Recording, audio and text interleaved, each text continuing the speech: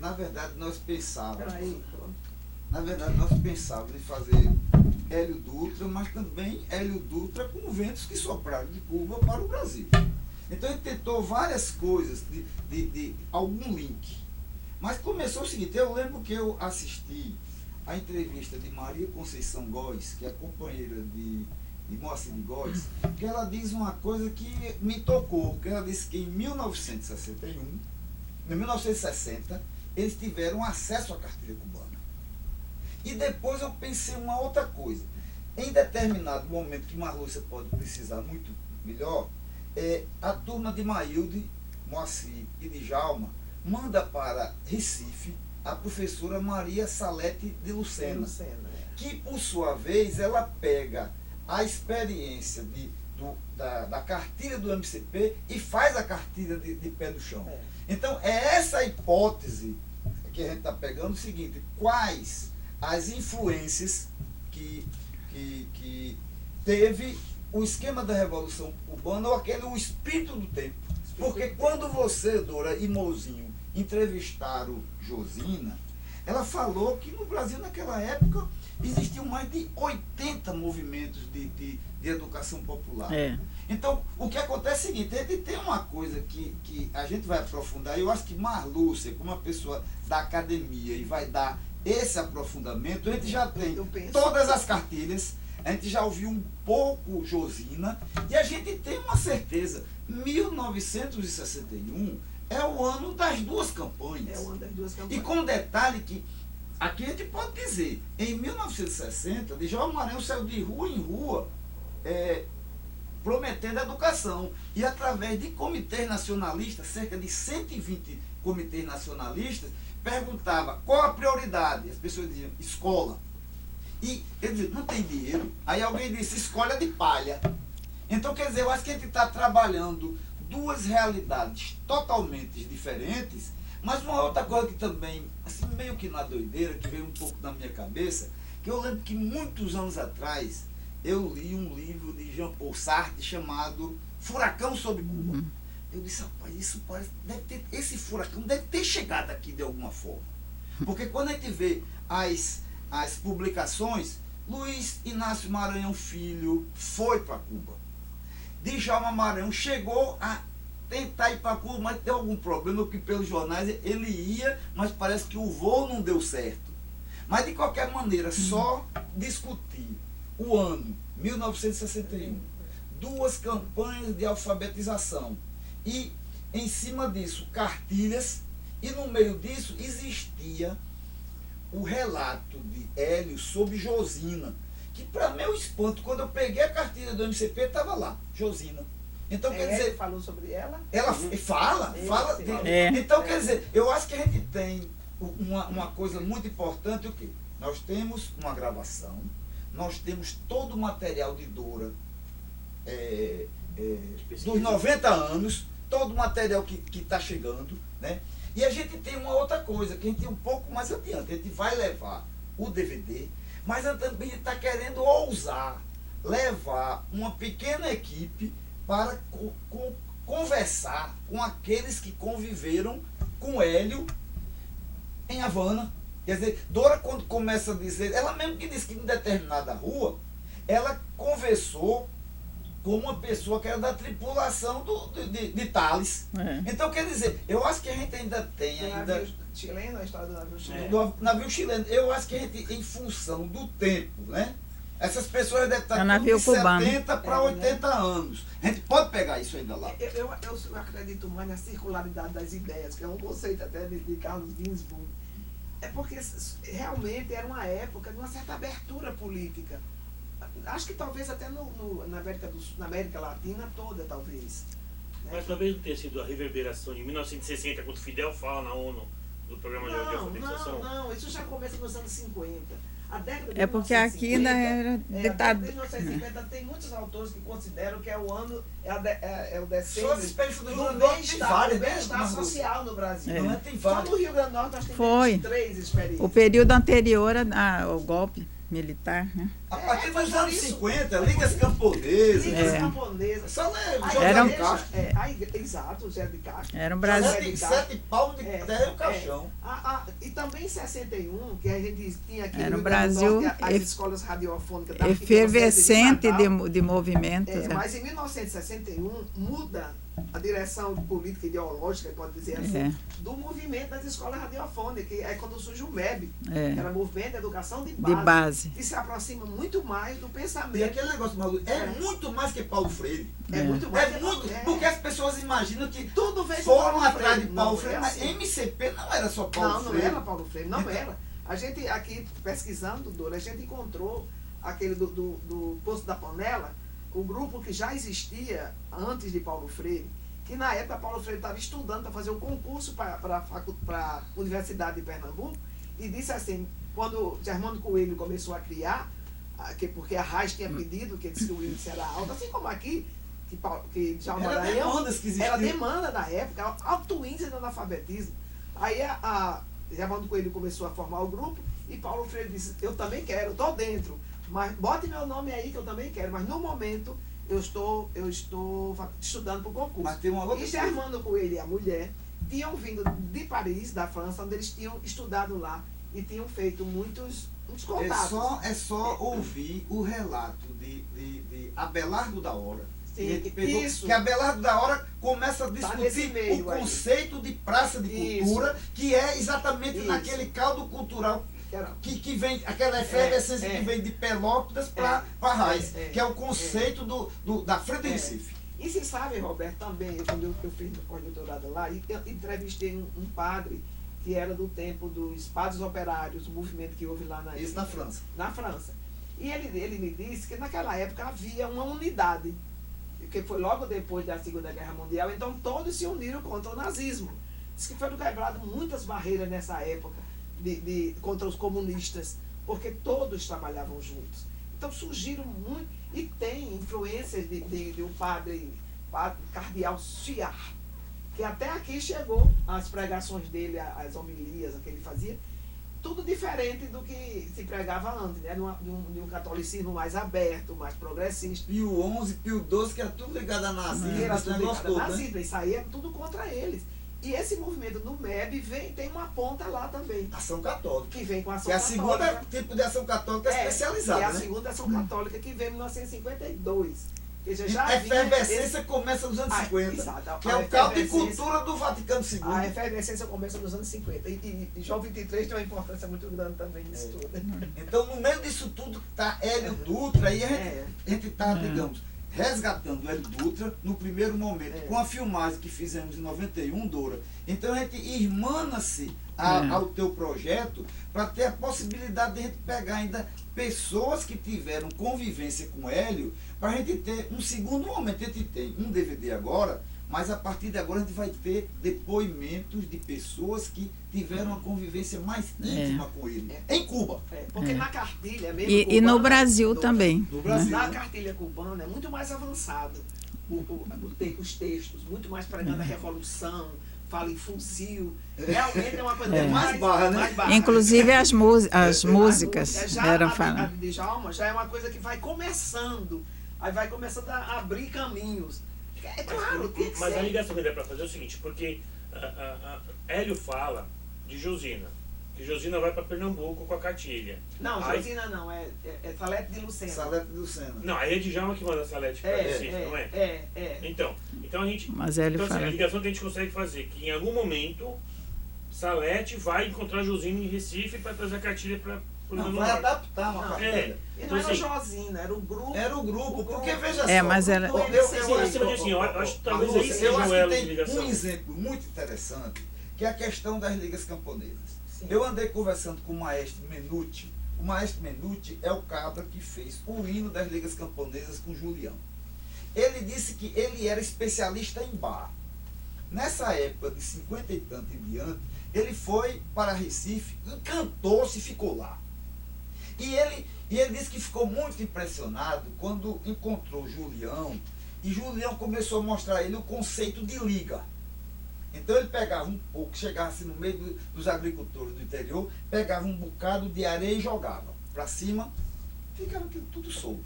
Jogava água e ficava aquela massa, ele dava uma porrada na parede e disse, isso tem liga. Então, eu acho que o conceito da liga que também a gente encontra um pouco em Josué de Castro, em Sete Palmos, é um pouco o espírito do tempo. O espírito do tempo. Eu sempre digo o seguinte, eu ouso dizer que eu não conheço nada da questão do Vietnã, mas se lá tinha uma cartilha, a cartilha se assemelhava com esse espírito, porque o imperialismo era o mesmo, a questão da dominação era a mesma. Então, no mundo inteiro, eu acho que já existia movimento anticolonial, existe todo. Eu acho que é um pouco esse movimento internacionalista. Mundial, sabe? O que veio depois da Segunda Guerra Mundial. Mas será que a gente não tem uma ligação um pouco mais forte entre Salete, entre o de pé descalço, Salete, pé no chão, Salete, Josina e Cuba? Eles são desdobramentos de ações maiores, meu amigo. Se tinha uma revolução em Cuba, existia uma revolução que pensava-se por uma via pacífica que não deu certo no Chile, os dois eram partes integrantes de um processo que não vem só de Djalma, isso vem desde o esquema de Café Filho, 35, não é? Não é uma pessoa isolada, não. São não grupos, é uma pessoa, né? São movimentos, são grupos. Lá em Recife, o Germano Coelho e a mulher eram muito importantes. Eu acho que visão. Viu, Marlon? Eu acho que foi legal também pra gente, porque eu sempre ficava pensando o seguinte, eu acho que a gente tem uma joia rara. Hélio Dutra é uma joia rara. Mas também a gente precisava também burilar um pouco isso e trazer para cá. Sim, o que é que então, aqui, então eu acho que a gente não está sendo assim, inventando coisas. Eu acredito que esse espírito do tempo que você fala, esse espírito de renovação, de mudança, de revolução, que era muito forte no final de 50 para 60, eu acho que a gente conseguiu de alguma maneira fazer uma conexão, né? Tanto que a gente está pedindo a Mouzinho para fazer uma espécie de um estudo para dizer quem era Djalma Maranhão, qual o tipo de política que Djalma fazia, que era dentro desse espírito do tempo e que se assemelhava com os barbudos que vinham lá de Cuba, que era todo mundo morria de medo, né? Então, a segunda coisa que eu acho que a gente está fazendo é o seguinte, a gente começou a ver coisas parecidas. Existia um LP da campanha da alfabetização cubana que a gente teve acesso. A gente conseguiu aqui pesquisar músicas da campanha de Pé no Chão, que é totalmente outro contexto, mas também tinha os textos, os áudios, toda uma estética. Como se fosse um modelo, né? Não é? Dentro de sua forma específica. Porque você sempre coloca o seguinte, a Revolução Cubana, claro, né? tem o seu próprio jeito. Djalma Maranhão também tinha o seu próprio jeito. Que eu acho que esse, talvez, Marlúcia, seja o grande desafio que a gente pode ter em função de ter burilado, amealhado e pego o Hélio. Hélio tem essa conexão Brasil-Cuba e a gente foi um pouco mais adiante, a gente trouxe para o nosso torrão local. Então, então isso que eu acho que é um lance legal, instigante. Está entendendo? O que acontece Um pouquinho de você falou sobre Josina, a Mouzinha. O que foi que vocês pegaram dela, assim? Josina eu conheci, como eu disse, lá em 1984, né? Quando eu voltei de Cuba e a gente começou, ela foi a primeira presidente da Associação Cultural, eu fui a vice-presidente. Lá em Brasília? Em Brasília, Associação Cultural Brasil-Cuba. E depois nós continuamos, né? Uns anos, depois nos reencontramos e agora ela mora em Caldas Novas, já tem, acho que 90 né, pouquinho. Um fusquinho, né? E ainda dirige com uma garra imensa. Eu ficava com medo, ela falava, você está pior do que meus filhos. Olhando para mim, eu com medo dela dirigir o carro. E aí a gente ficou lá, né, eu e Mouzinho entrevistando. Ela é uma figura com um otimismo e uma garra espetacular até hoje, né? Eu acho que ela dá força para qualquer jovem, né, lutar pelas causas que acredita. E eu acho que isso tem muito a ver também, quer dizer, em vários países, como vocês falaram, né? Surge todo esse movimento. 61 era uma época antes, inclusive, do período da ditadura aqui, né? Mas eu acho que há um projeto, que eu posso chamar de um projeto revolucionário, né? De pensamento e ação de todas as pessoas que estão em vários países, não importa que Cuba está longe, o mar está do outro lado, né? e que tenha problemas de comunicação, mas existe essa energia do pensamento e do querer fazer, Do tempo. né? Então isso diminui qualquer distância e qualquer coisa. Então eu acho que é por isso que surge também não autóctones, surgiu aqui, que coincidência, surgiu ali, não. Porque sempre há alguma, Não só no campo da periferia, há alguma negra, relação nesse momento, É né? verdade. que converge para o mesmo projeto, com muitas semelhanças, a parte das particularidades. Eu não falo nem especificidade, que é uma coisa muito mais rígida, são aspectos particulares de cada história vivida, né? Como foi de Cuba e tal.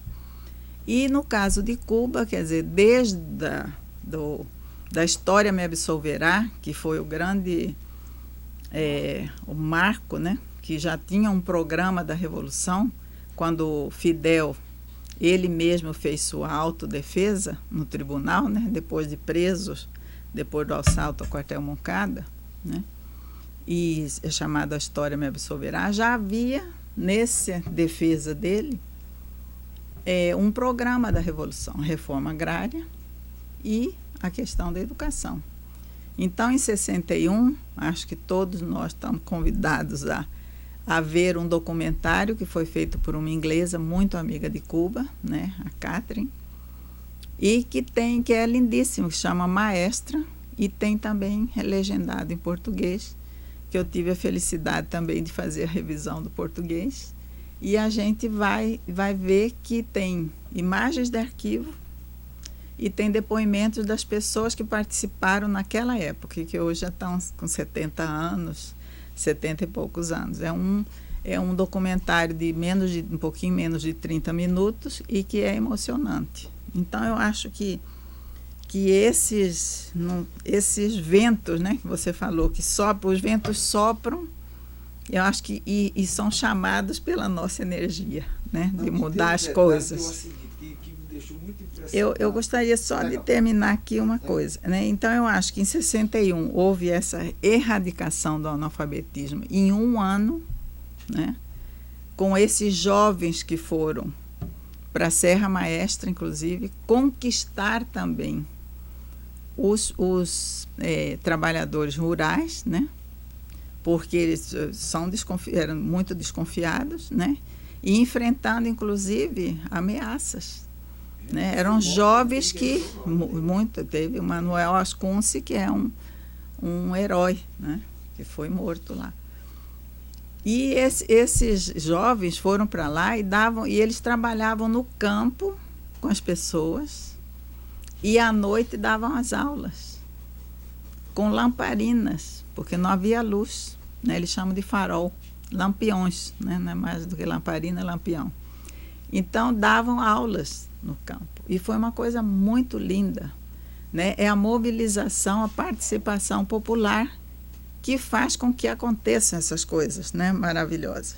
E foi muito, 700 mil. 700 mil, mais de 700 mil. Então, a entrevista com a Josina mostra isso também, né? E vocês também que sabem muito disso, eu realmente não sei muito dessa área de educação, né? Mas sei no geral, né? No geral, mas vocês têm todos esses detalhes que acabaram de dizer, que é muito importante, porque eu acho que essas memórias históricas nos ajudam a ter mais força, como dizem em Cuba, mais gana, né, para continuar essa resistência. E o Museu da Campanha Nacional de Alfabetização em Havana, que vale a pena visitar, né? Um dos lançamentos vai ser lá. Né? E um dos lançamentos, e nós esquecemos de falar isso, nós vamos lançar, né, agora, por intermédio de todo esse pessoal aqui do Rio Grande do Norte, esse DVD lá em Havana, em 3 lugares ou 4, né? Talvez na Fundação Fernando Ortiz também, onde é vice-diretora uma grande amiga do Brasil, chamada Trine Pérez, que ela foi conselheira cultural na Embaixada de Cuba, quando era embaixador o Bolanhos, e também no Museu da Campanha Nacional da Alfabetização, cuja diretora é a Luísa, que que foi muito amiga e trabalhou com Hélio Dutra na campanha. Então, Do ICAP, né? então eu acho que nós nos encontramos todos Na mesma para praia, formar né? uma corrente muito boa e muito grande, né? Naquele espaço cultural dos artistas cubanos, O NEAC, no ENEAC, não poderia também ter um lançamento lá? a União Nacional dos Escritores e Artistas Sim, de Cuba. De Cuba. Posso Eu ver. conheço o Contreira, Félix Contreira. Félix Contreira, acho que já Tem está ligações aposentado. com ele, porque naquela vez que nós fomos, eles fizeram lá um debate lá. É. Legal. Lá é E bonito, tem um jardim bonito, tem lindo. um jardim muito bonito, e é um local Agora, muito bom. moça, É vedado ali, é não? Hã? Ali é vedado? É vedado. Vedado. Pertinho do detalhe. ICAP, do lado do ICAP. É do lado do ICAP. É ali. Só para aguçar. É melhor do que o ICAP para fazer Só isso. pra- né? Mas é que o ICAP é o Instituto Cubano de Amizade Sim, com eu os digo povos. assim, É tem ele que espaços, congrega as mas associações. tem- E tem um até espaço sempre, imenso né, no que tem ICAP. representante. Um jardim enorme. Olha só, só para Vou a última desligar. pergunta que eu